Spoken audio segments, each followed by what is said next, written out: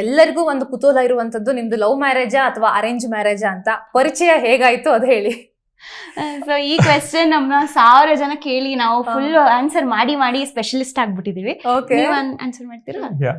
ಇದನ್ನ ನಾವು ಲವ್ಗೂ ಹಾಕಕ್ ಇಷ್ಟ ಇಲ್ಲ, ಅರೇಂಜ್ಗೂ ಹಾಕಕ್ ಇಷ್ಟ ಇಲ್ಲ. ಸೊ ಬೇಸಿಕ್ಲಿ ನಮ್ಗೆ ಕ್ಲೋಸ್ ಸರ್ಕಲ್ ಮೂಲಕ ನಾವಿಬ್ರು ಪರಿಚಯ ಆಯ್ತು. ಸೊ ಅಲ್ಲಿಂದ ನಮ್ಮ ಒಬ್ಬೊಬ್ರು ಅರ್ಥ ಮಾಡ್ಕೊಳಕ್ ಶುರು ಮಾಡಿದ್ವಿ.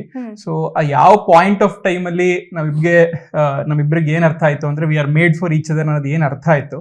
ಸೊ ಅದಾದ್ಮೇಲೆ just hour family is also supported. It just went on ಅಷ್ಟೇ. ಆತರ ಏನು ಪರ್ಟಿಕ್ಯುಲರ್ ಆಗಿ ಲವ್ ಅರೇಂಜ್ ಆ ತರದ್ ಏನು ಬಾಕ್ಸ್ ಅಲ್ಲಿ ಹಾಕಕ್ ಇಷ್ಟ ಇಲ್ಲ ನಮ್ಗೆ. ಬಿಕಾಸ್ ಆ ಟಿಪಿಕಲ್ ಆಗಿ ಏನೂ ಆಗಿಲ್ಲ. ನಾವು ಲವ್ ಮ್ಯಾರೇಜ್ ಅಂತ ಹೇಳಕ್ ನಾವೇನ್ ಡೇಟ್ ಮಾಡಿಲ್ಲ ಅಥವಾ ರಿಲೇಶನ್ಶಿಪ್ ಆತರ ಏನು ಇಲ್ಲ. ಇಮಿಡಿಯೇಟ್ಲಿ ಒಂದು ಕೆಲವು ತಿಂಗಳುಗಳು ನಾವು ಮಾತಾಡಿದ್ವಿ and we got to know that we are perfect for each other. And ಡೆಸ್ಟಿನಿನ ಇಂಥ ಒಂದು ಪರ್ಸನ್ ನಿಮ್ಗೆ ಕೊಟ್ಟಾಗ ಅದನ್ನ ಲೇಟ್ ಮಾಡೋದ್ರಲ್ಲಿ ಏನು ಇಲ್ಲ ಅಂತ ನಾವು ಮನೇಲಿ ತಿಳಿಸಿದ್ವಿ.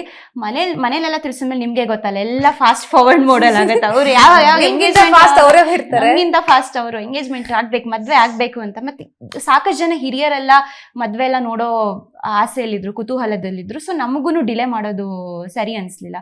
ವಿ ಫೆಲ್ಟ್ ಓಕೆ, ಯಾವಾಗ್ಲೂ ಒಂದಿನ ಮದ್ವೆ ಆಗ್ಲೇಬೇಕಂದ್ರೆ ವೈ ನಾಟ್ ನಾವು ಅಂತ. ನಂಗೆ ಸುಮಾರು ಜನ ಹೇಳ್ತಾರೆ ತುಂಬಾ ಬೇಗ ಮದ್ವೆ ಆಗ್ತಿದ್ಯಾ ಇಷ್ಟು ಚಿಕ್ಕ ವಯಸ್ಸಿಗೆ ಅಂತ ಎಲ್ಲ. But I don't think age matters, the right person matters. ಹೌದು.